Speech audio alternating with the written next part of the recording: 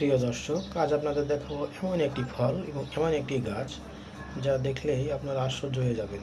এই যে দেখুন, এই ফলটি এই ফলটি লাল এবং সবুজ, নিচে লাল উপরে সবুজ এবং মধ্যখানে একটা লেজের মতো একটা শুং আছে। দেখুন, অসংখ্য গাছটিতে ফল ধরে আছে।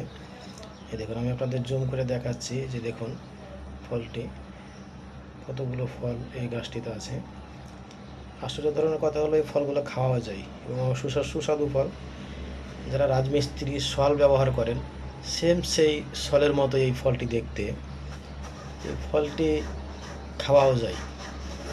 আল্লাহর সৃষ্টি নিদর্শন সত্যি অনেক সুন্দর, সুবহানাল্লাহ। এই ফলটি খাওয়া যায় এবং ফলটি দেখতে একটা রাজমিস্ত্রিদের শলের মতো। আমি এই প্রথম ফলটা দেখলাম, আমি প্রথম খাইলাম।